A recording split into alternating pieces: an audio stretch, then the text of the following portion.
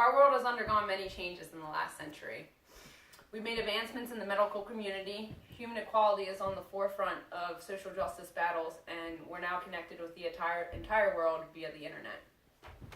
More significantly, in the last 20 years, we've seen a boom in the amount of time people spend in front of screens.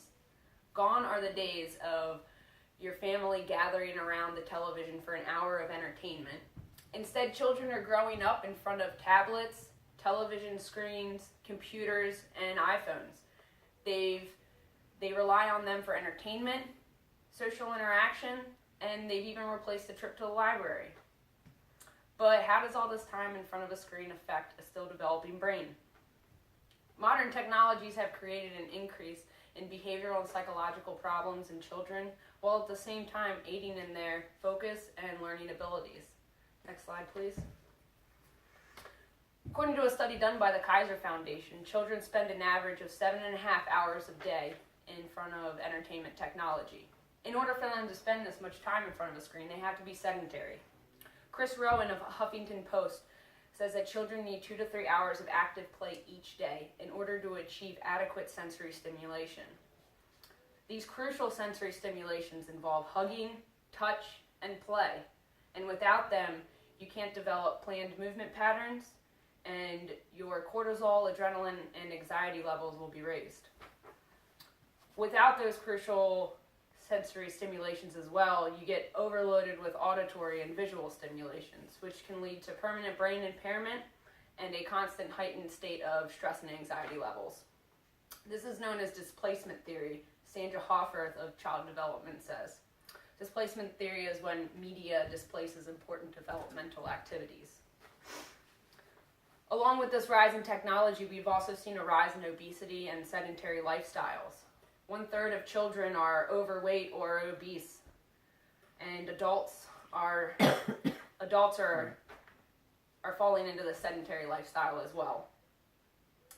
Dr. Daniels, in an article from The Future of Children, states that obesity can lead to physical problems such as diabetes, high cholesterol, deterioration of joints, and cardiovascular disease. With the physical symptoms aside, there's also psychological issues to consider.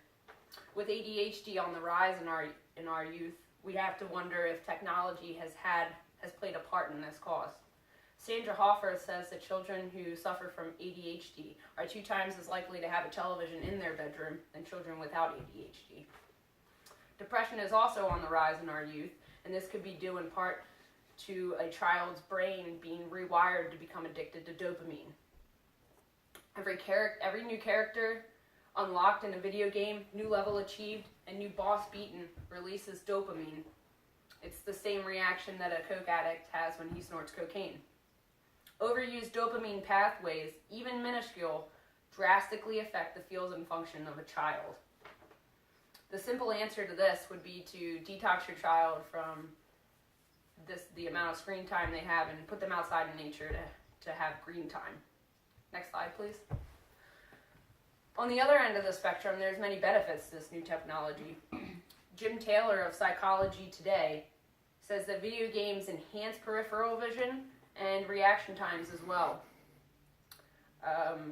With all of the information available on the internet, we've seen a reduction in the mass memorization skills in children. Instead, children are able to quickly find the information they need, which leads to higher order processes such as contemplation, critical thinking, and problem solving. Technology is even moving into our classrooms. And no, I'm not talking about your teacher wheeling in a television to watch Bill Nye the Science Guy for an hour. In an article from The Future of Children, Marie Schmidt says that educational TV has been linked with a positive academic achievement in children. And this is finally being put into practice in our schools. Kurt Squire of the University of Wisconsin is using video games to teach history to his students, which is notably the most hated subject in school.